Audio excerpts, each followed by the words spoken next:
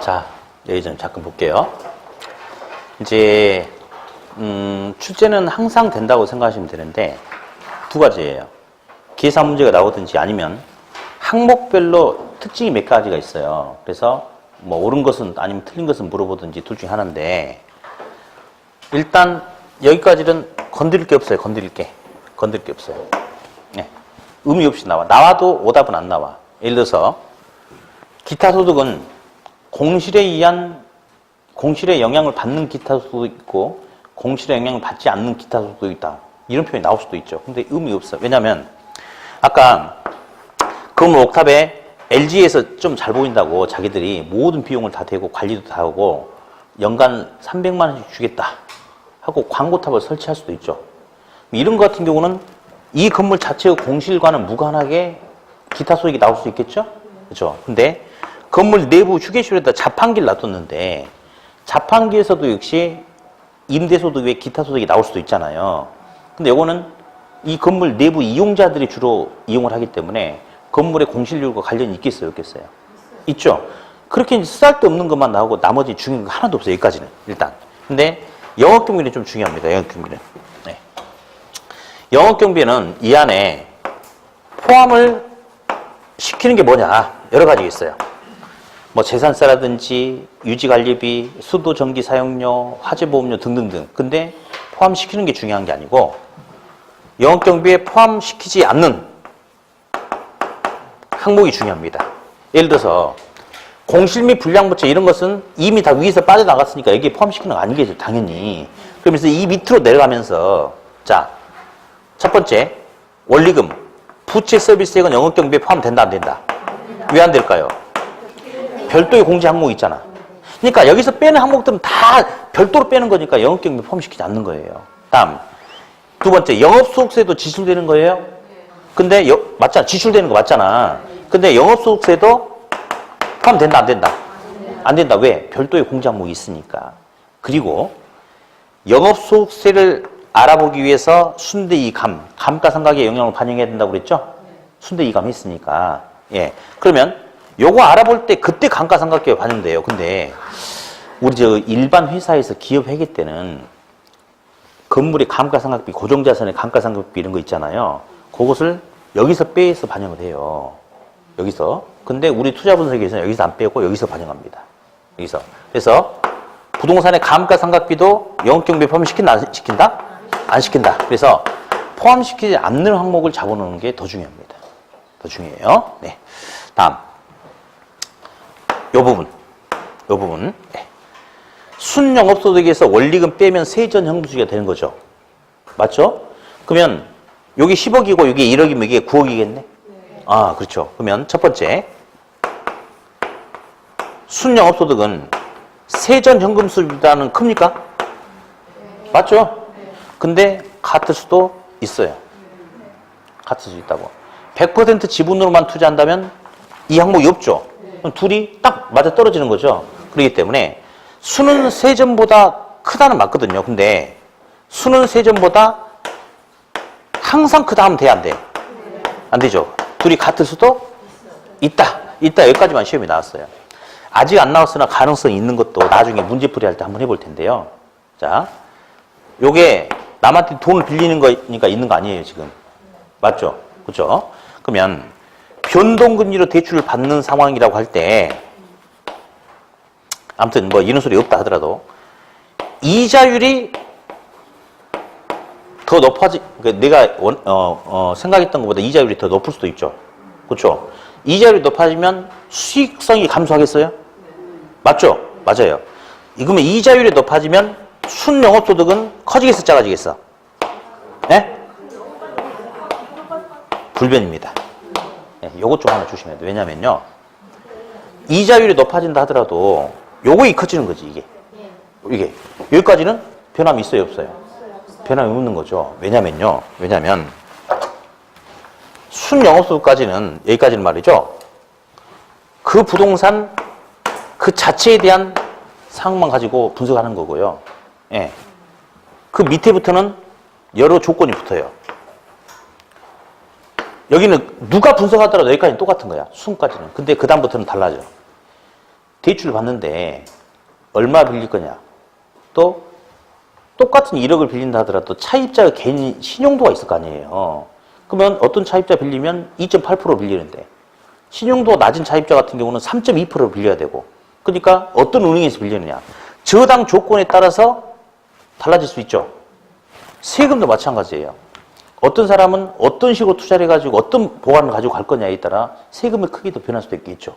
그렇죠? 그러니까 이 밑에부터는 사람마다 차이가 있을 수 있겠으나 이자율이 변한다 하더라도 순영업소득까지는 절대 변함이 있다 없다. 변함이 없다. 그 정도 잡으면 됩니다. 그렇게. 네. 아무튼 이제 이렇게 정리를 했고요. 이제 계산 문제 하기 전에 하나만 더 갈게요. 하나만 더. 이거 좀 지워도 되나? 놔둘까?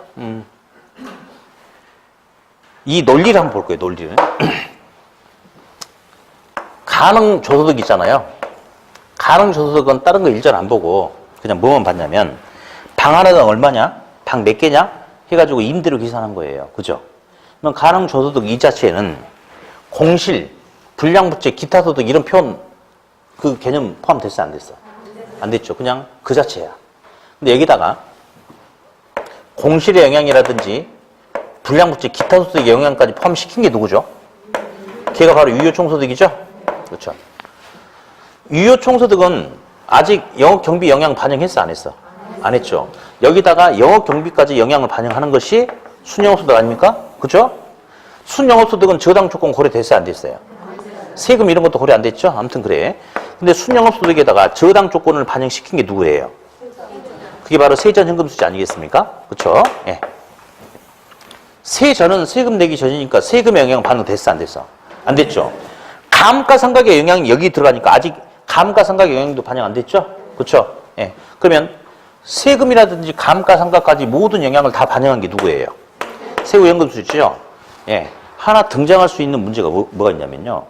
다음 영업수지 계산 과정 중에 뭐의 영향이 고려된 항목을 고르시오.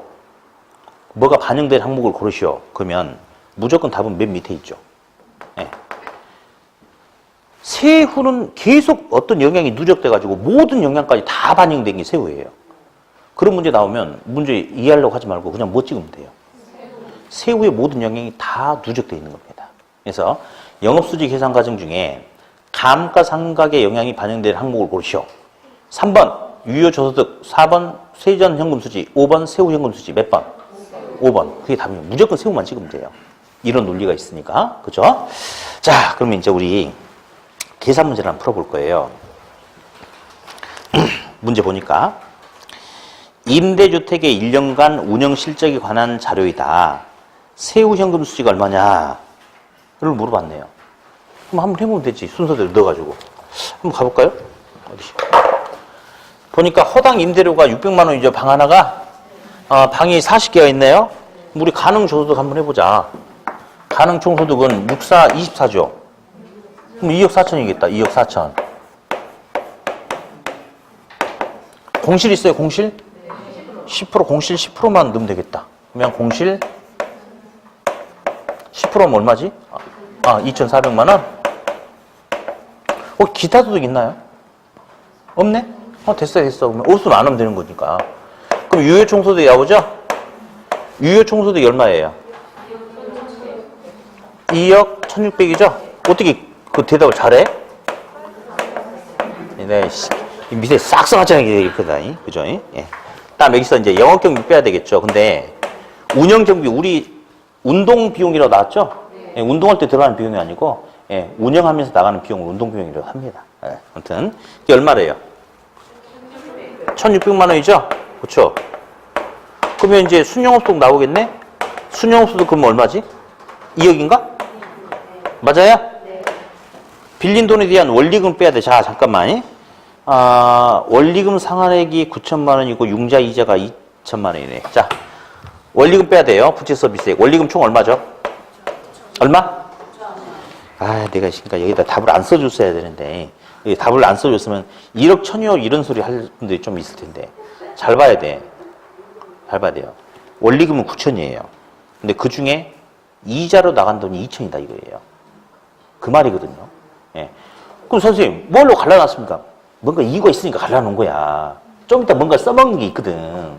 그래서 가려는 거니까 조심해야 돼, 진짜로. 조심해야 돼요. 여기는 원리금은 얼마예요?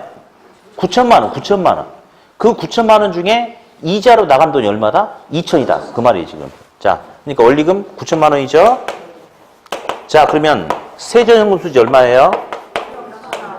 1억 천이죠? 1억 천만 원.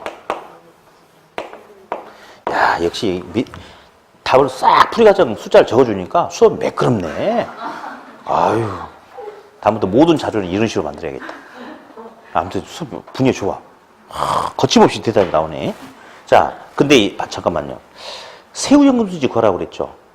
근데 이건 난이도 상응 문제인데 너무 빨리 나간다. 아니, 여기서 이제 세금 빼면 되잖아. 세금 빼면 바로 뭐가 나와버려? 세후연금 수지 나오잖아요. 근데 지금 이게 너무 빨리 나오거든. 그러면 이 문제의 특성은 뭐냐면요. 사실 영업경비 1,600이라고 줬죠. 그렇죠? 보통 이렇게 안 줘요. 영업경비는 유효총소득의 35%다 뭐 통상 이렇게 주거든요. 근데 막 숫자 주고 빨리빨리 가라 이거지. 쇼부는 거기서 안 보고 승부 볼 자리는 다른 자리가 있다 이거예요. 그러니까 빨리빨리 알려줄 테니까 밑으로 내려가라 이거지. 그러면 절대 이런 문제에서 세금이 얼마냐고 절대 안 줍니다. 예, 순대이감 해서 하랍니다. 순대이감. 자, 근데 대체 정당은 없죠? 그러면 순이감의 세율 이렇게 하자고 그랬어요. 자, 순 얼마? 2억이죠? 2. 2천. 감. 1,000. 그러면 싹 더하니까 얼마? 1억. 1억. 7천만 원? 예. 다 빼니까, 예. 순, 이, 감에 나왔죠? 여기다 바로 세율 고발해. 세율 얼마? 0.3. 그러면 5,100만 원이 됩니까? 그렇죠? 그럼 세금이 5,100만 원이에요. 그러니까 세후현금 수지 얼마? 그거 나왔잖아, 거기. 5,900만 원입니까? 그렇죠? 이 문제도 있잖아요. 시험에 몇 번 나왔어요. 근데 항상 문제 풀이 과정이 똑같습니다. 항상 똑같아요. 예. 자, 우리 문제 한번 다시 내볼게요. 다시 내볼게요. 그냥 제가 임의의 숫자를 한번 내볼 테니까 우리 한번 같이 해보자. 그냥 해봅시다. 자, 예를 들어서 가능 총소득이 3억이다. 공실률이 10%다. 그리고 영업 경비는 7천만 원이다. 다음에 대출금에 대한 원금 상환액은 4천만 원이고 이자 지불액은 6천만 원이다. 감가상각비가 1,000만 원이고 영업소득세율이 20%다. 그랬을 때 한번 해보자. 같이 한번 해볼게, 같이. 자, 가능 총소득 얼마예요? 3억이죠? 네. 공실 10% 빼니까 얼마? 3천만 원. 유효 총소득 얼마? 유효 총소득 2억 7천. 네. 영업 경비 7천이죠? 순영업 소득 2억이죠? 자, 원리금 얼마예요? 원리금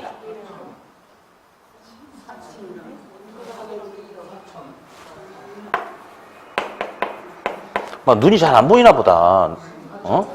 4천 같은 소리를 왜 지금 6천 1억이라고 해야지. 1억. 자, 문제 스타일은 딱 두 가지예요.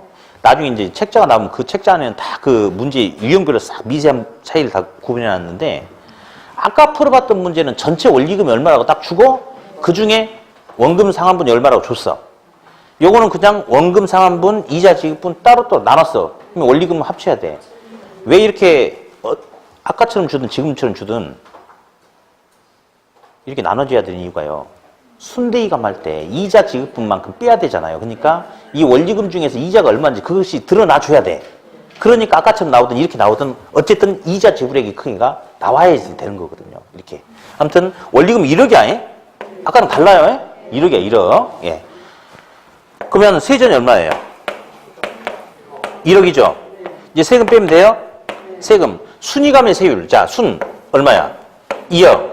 이자 6천. 감 1,000. 그러면 1억 7천이죠. 세율. 순이감의 세율 20%. 0.2 하니까 얼마?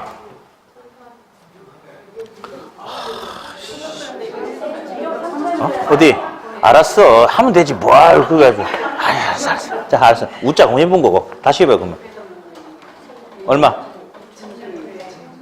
1억 3천 곱하기 0.2 하면 2,600이 되겠죠? 그렇죠? 그럼 세금 2,600만 원이에요. 그러면 세후 현금 수지 얼마? 7,400. 자, 이거는 사실은 난이도상 맞아요. 맞는데요. 난이도 하가 돼야 돼요. 왜냐? 아니야. 그게 아니고 무조건 풀이 과정이 100% 똑같아요. 그러니까 이제 우리 잘 생각하셔야 돼. 그러니까 학생들 막 이것도 저것도 다 어렵다 그러면 속으로 그럼 너는 공부 왜 시작했냐? 난 그거 물어보고 싶다니까 진짜. 근데 진짜 중요한 거는 풀이 과정이 좀 길다 하더라도 응용이 안 되는 건 좋은 거예요.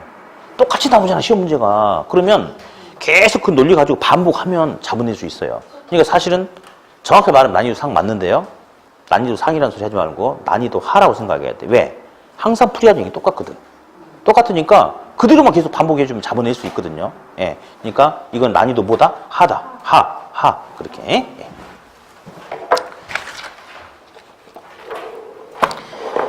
자, 이런 문제 다시. 핵심이 뭐냐면 핵심이 세금이야. 세금도 따라 해봐요. 순이감의 세율 시작. 순영업소득. 이자 빼고 감가상각 빼면 나온 금액에다 세율 딱 곱하면 바로 세금 떨어져. 그러니까 순이감 세율 하면 되잖아. 하나도 어려운 거 아니에요? 이렇게. 예. 자, 오늘 배웠던 건 좀 약간 힘들었나 어쨌나 모르겠다. 쉬웠죠? 그렇게 쉽진 않았을 텐데. 아무튼. 네. 자, 그럼 이제 오늘 이제 우리가 투자이론 들어갔는데 관건은 사실은 아까 1교시, 2교시 돼 있던 거는 그렇게 크게 문제 안 돼요. 근데 이제 화폐의 시간가치라든지 방금 했던 요거 다음 주 1교시 요 부분에서 문제가 쏟아지거든요. 난이도도 여기서 대부분 다 나와버린단 말이에요. 예, 아무튼 오늘 배웠던 것 중에 자 아까 요구 수익률하고 기대 수익률 잠깐 봤어요. 요구 수익률의 구성을 알아두셔야 돼. 무위험률 더하기 위험 할증률 이렇게. 요구 수익률하고 내부 수익률하고 누가 더 큰 게 좋아? 내부 기대 수익률이 더 큰 게 나온 게 좋죠? 그러면 같으면 투자해야 안 해? 한다고 그랬죠. 요구 수익률은 주관적 수익률이다. 위험이 클수록 투자자는 요구 수익률을 높인다, 낮춘다? 높인다. 위험과 수익은 비례, 반비례? 비례. 그러면 위험과 수익이 비례한다는 것은 비례하는데 위험의 종류는 체계적도 있고 비체계적도 있다고 그랬죠. 수익과 비례하는 위험 무슨 위험? 체계적인 위험이 커져야지 요구 수익률이 커지는 것이지 비체계적인 위험이 커진다고 해서 요구 수익률이 커지는 것은 아니다. 그 이야기도 한번 해봤고요. 그다음 중간에 뭐 몇 개 있는데 건너뛰고 다음 평균 분산 분석법도 수익률이 똑같으면 위험이 작은 놈이 좋고 예? 위험이 똑같으면 수익률이 큰 놈이 좋다고 그랬죠? 그렇죠? 대신에 A하고 B는 평균 분산 분석법에 의해서 누가 확실하게 좋다 안 좋다라고 찍어서 말할 수 없죠. 고위험 고수익, 저위험 저수익이니까 그때는 투자자의 성향에 따라서 상대적으로 보수적인 투자자는 A, 공격적인 투자자는 B를 선택할 수 있다. 뭐 그렇게 몇 개 이야기했습니다. 그러면서 자 아까 했던 것 중에 자 위험 혐오적일수록 투자 곡선의 길기는 급하다 안 많하다? 급하다. 최적의 포트폴리오는 두 곡선이 무슨 점? 접점. 접점했죠? 그렇죠? 예. 효율적 프론트에는 가장 좋은 점이라고 그랬네. 예. 그러니까 동일한 위험에서 얻을 수 있는 최고의 수익, 동일한 수익을 얻기 위해서 부담해야 되는 최저의 위험을 연결한 곡선이다. 뭐 그런 것들 했어요. 아까 뭐 기사 문제도 하나 포트폴리오 수익률 구하는 것도 해봤고. 그리고 이제 넘어와서 이제 화폐의 시간같이 했는데 이것도 되게 어려운 건데 되게 오늘 쉽게 했어요. 그죠? 쉬웠지? 안 쉬웠어도 이게 끝날 때 되면 네 그래 그래야지 서로 기분 좋게 해야지 눈빛을 보니까 그건 아닌 것 같지만 오늘 쉬웠죠? 네. 그래 그렇게 해야 돼. 현재가치 물어보면 현가계수. 미래가치 물어보면 내가계수. 연금의 현재 가치는? 일시불의 미래가치는? 연금의 미래가치. 일시불의 현재 가치. 빌리고자 하는 돈에 대해서 갚아나가야 될 원리금 계산할 때. 이자율 거래했을 때 몇 년 후에, N년 후에 만들어야 될 목돈을 만들기 위해서 적립해야 되는 것은 감채인계수. 첫 번째 개념 봤고요. 그 다음에 현재가치 구하는 기수냐 미래가치 구하는 기수냐 있잖아. 예? 일시불 현가계수, 연금 현가계수 이런 거는 오답을 줄 수가 없다고 그랬죠. 그렇죠? 예. 그러면 저당상수는 무슨 가치? 현재가치. 감채인계수는 미래가치. 역수관계. 일시불은 일시불끼리만 역수죠. 헷갈릴 이유가 없죠. 예? 그죠? 네 글자. 현저, 내감. 현저가 뭐다? 연금의 현가계수 역수는 저당상수. 내감. 연금의 내가계수 역수는 감증계수. 현저하고 내감 중에 어떤 게 시험에 절대적일까요? 현저죠. 현재가치 구하는 거. 우리 투자 분석은 현재 시점에서 미래 예상되는 수익을 할인해서 뭔가 분석하는 거니까 현재가치 개념이 절대적으로 중요합니다. 우리한테는. 예. 그래서 아까 그것도 이런 것도 해봤죠. 동일한 조건이라면 현가계수, 내가계수 누가 더 크다? 내가계수 이런 것도 해봤고요. 예. 1억 곱하기 저당상수를 찾아야 되는데 없으면 1억 나누기 연금의 현가계수를 이용해도 된다고 했죠. 아직 시험에는 나오지 않았지만 역수끼리 곱하면 얼마가 된다? 1이 된다 해봤고요. 상환 비율 더하기 잔금 비율 하면 100% 1이 돼요. 그죠? A랑 B랑 합치면 1이 되는 거야. 그러면 A를 물어봤을 때는 1 더하기 B 이런 소리가 나오면 이게 말이 안 되는 거지. 둘이 합쳐야지 온전한 1이 되니까. 한 놈 물어볼 때는 1 빼기 뭐, 1 빼기 뭐 이렇게 나와야지 1 더하기 나오면 절대 안 돼요. 잔금 비율은 1 더하기 상환 비율 맞죠? 맞기는. 더하기 나오면 안 된다니까? 잔금 비율은 1 빼기 상환 비율. 그러면 상환 비율은 1 더하기 잔금 비율? 그것도 말 안 돼. 1 빼기 뭐, 1 빼기 뭐 이렇게 해야 된다는 거. 1 더하기 뭐 나오면 안 돼요. 예, 그거 조심하시고. 암기. 예. 잔금 비율은 무슨 계수를 이용해서 구할 수 있다? 아까 전전 시간에 그랬어요. 내가 아까 뭐라고 했냐면 암기해라. 닥치고 암기해라. 어? 위험 혐오적일수록 투자 곡선의 길기는 급하고 두 곡선이 접점에서 최적의 포트폴리오가 결정되고 잔금 비율은 연금의 현가계수를 이용해서 구한다. 암기. 이거 설명 있잖아요. 하면 죽어요. 그리고 중요한 거는 왜 그런지 물어보지도 않아. 딱 그렇게만 나와 그냥. 다시. 잔금 뭘 이용해서 알아볼 수 있다? 연금의 현가계수를 이용해서 알아볼 수 있다. 그렇게 했어요. 네. 다음.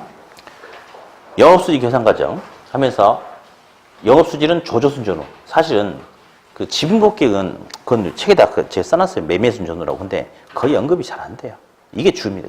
이게 주. 그리고 얘랑 쟤랑 순위감의 세율. 이렇게. 아무튼 영업수지는 조조순전후 이렇게 이야기했죠. 그러면서 영업경비에는 포함시키는 게 중요한 게 아니고 포함시키지 않는 걸 잡아내는 게 중요한데요. 영업경비 이렇게 생각하시면 돼. 내가 치킨집 한다고 생각해봐. 뭐 임대료도 나갈 테고 뭐 지금도 월급도 나갈 테고 수도 전기 사용료, 도시가스비 뭐 화재보험료 뭐 이런 거 다 나가겠죠. 근데 그게 중요한 게 아니고 포함시키지 않는 항목 이런 것들은 별도의 공제 항목들이 있죠. 그러니까 영업경비에서 빼 안 빼? 안 빼는 거죠. 그걸 좀 잡아내는 게 중요하고요.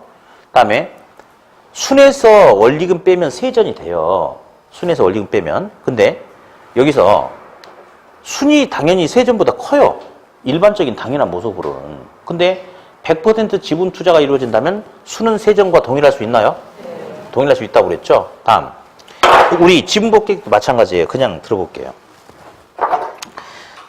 지분 복객도 아이고 어디 그냥 써볼까요? 우리 책 한번 다시 봐보세요.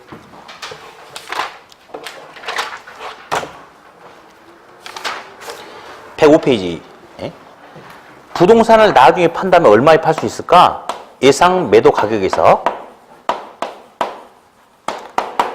매각 시 소요되는 경비를 빼겠죠. 경비를 빼요. 그러면 순수하게 매각을 통해서 얻을 수 있는 순매도액이 돼. 그리고 여기서 은행에서 말이죠. 5억을 빌렸어요. 5억을. 근데 3년 동안 운영하면서 이자는 당연히 갚고 원금 2억을 갚았어. 아직 못 갚은 돈이 얼마 남았어요? 이 3억은 아직 갚지 못한 거죠? 그럼 부동산 처분할 때 다 갚아야 되는 거 아닌가? 그러니까 미상환 저당 잔금을 갚는 거지. 그러면 세금 내기 전에 지분 복귀가 돼요. 거기서 자본이익세 빼면 세후 지분 복귀가 되거든요. 아까 책 앞쪽에 어딘가에 무슨 말이 있었냐면요. 100% 지분으로만 투자한다면 금융적 위험이 발생하지 않는다고 그랬어요. 맞죠? 100% 지분으로 투자하면 금융적 위험이 발생하지 않는 이유가 갚아야 될 원리금, 상환해야 될 잔금이 없거든요. 그죠? 그럼 100% 지분 투자가 이루어진다면 수는 세전과 똑같아요? 맞죠? 수는 세전과 똑같아요? 그렇죠? 그래서 둘 다 똑같은 개념이니까 100% 지분 투자가 이루어진다면 금융적 위험 발생하지 않는다. 수는 세전과 동일하다. 그렇게 딱 잡아놓으면 돼요. 이렇게. 그러면서 제가 아까 이제 막 설명했어. 요 항목에서 뭐가 반영되면 그 다음에 거 이렇게 된다고 했던 거 기억나죠? 그래서 영업수지 계산 과정 중에서 뭐 영향이 고려된 것을 고르시오. 그러면 무조건 세후가 답이에요. 그럴 리가 없는데 세후가 없으면 호랑이 없는 곳에 누가 이제 선생 노릇해? 여우라고 하지 않나? 우리 아무튼 그래요. 자, 아무튼 그럼 세후가 답인데 세후가 없으면 뭐 찍으면 돼? 그다음 왕이 이거 아니에요, 이거. 그럼 세후 찍으면 돼. 그럴 리도 없어요. 이게 나오겠지. 그래서 아무튼 그런 논리까지 알아두시고. 영업소득세 어떻게 계산한다? 순위감의 세율. 시작. 순위감의 세율. 그렇게 딱 정리하면 되겠죠. 네. 자, 그래서 오늘 이제 대단히 좀 어려운 걸 하긴 했는데, 자본 극복해야 될 대상이야. 극복의 대상. 네. 그래서 어쩔 수 없이 해야 되니까 잘 좀 정리하시고요. 그 다음에 동그라미 106페이지 한번 볼 거예요. 이제 다음 주 1교시 때 또 뭔가 이어지는데 그냥 해봐요. 이제 0이면 1이다, 1이면 0이다. 시작. 0이면 1이다, 1이면 0이다. 그러면 어디? 6번. 부채 감당률이 1이면 세전연금 수준이 얼마가 된다? 언니, 누가 1이라겠어 지금? 아니, 지금 어떤 거? 자, 요 1인데 1이 답이 돼. 봐봐요. 어떤 A라는 부동산에 대해서 평가를 하는데 여기는 평가하다 보면요. 유입되는 돈도 있어요. 유입되는 돈도 있고 유출되는 돈도 있을 거예요. 이렇게. 그죠? 그러면 우리는 분석할 때 크게 두 가지예요. 유입되는 돈에서 유출되는, 유입되는 돈에서 유출되는 돈을 뺐더니 0 이상인 값이면 오케이, 좋아, 투자할 거야. 이렇게 해서 뭔가 돈에서 돈을 빼가지고 분석하는 기법이 있는 반면에 나가는 돈에 비해서 유입되는 돈이 1이라는 것은 들어온 돈, 나가는 돈이 똑같다 이거죠. 그러면 1 이상인 값이면, 들어온 돈이 나가는 돈보다 훨씬 더 크네? 몇 배 되네? 그러니까 투자입이 된다. 이런 식으로 측정하는 거예요. 둘 중 하나예요. 그러면 이제 어디 뭐가 있는지 몰라도 돼. 찍으면 되니까. 계산했는데 0이 나올 수 있어. 0이 나온다는 거는요. 0이 나온다는 것은 똑같은 돈 가지고 똑같은 돈을 빼니까 0이 되는 거예요. 그죠? 그러면 들어온 돈이 1억이고 나가는 돈이 1억이다. 그럼 0 맞잖아. 나누면 무조건 얼마가 돼? 나간 돈 1억, 들어온 돈 1억 하면 1이 되는 거예요. 이게 두 군데가 있어요. 다음 주 1교시 때 둘 다 나오거든요. 알라고 하지 말고. 그러니까 우리 전에 저기 2달 전에 배울 때 수년가란 거 아시죠? 수년가가 0이면 수익성지 얼마라고 그랬어? 그런 논리가 두 군데가 다음 주에 나와. 그러니까 다음 주에 하면 되니까 지금은 어떤 걸 분석했는데 분석의 방법이 두 가지가 있다니까요. 들어온 돈 나간 돈이 있다고. 빼서 분석해 보는 게 있고 분수로 분석해 보는 게 있단 말이에요. 그러면 어떻게 분석했는데 1이 나왔다. 그러면 분수로 분석했더니 분자 분모가 똑같은 거야. 그러니까 똑같은 거 나누기 똑같은 거 하는 게 1이야. 이걸 빼봐. 그럼 얼마가 되겠어요? 0이 되는 거예요. 그러니까 무조건 생각하지 말고 뭘 분석했는데 1이다 그러면 무조건 답은 0이에요. 뭐가 0이다 그러면 무조건 답은 얼마다? 1입니다. 예. 선생님 1인데 1일 수 없나요? 그럼 말도 안 되는 소리 하지 마라 그래. 어차피 분석했는데 빼서 알아보는 거 나눠서 알아보는 게 따로따로 있는데 그래서 무조건 찍는 거 이제 뭐가 0이다 그럼 무조건 뭐가 답이다? 1이다. 1이다. 0이다. 그게 답이에요. 그러니까 다시 안 한 것처럼 6번 다시 부채 감당률 2지면 세전금수지 얼마다? 크게 대답해. 얼마다? 0이다. 뭔 말인지 모르죠? 그렇지만 답은 맞아요. 그게 중요한 거예요. 그게 중요한 거예요. 그래서 0이면 1이다, 1이면 0이다. 그러면 되겠어요. 자, 그러면 아무튼 오늘 배우셨던 거는, 배웠던 것들은 복습을 다시 꼭 잘 하셔야 돼요. 네, 그래요. 자, 그럼 오늘 고생하셨, 네. 자, 고생하셨고, 다음 주에 다시 뵙겠습니다. 수고하셨습니다.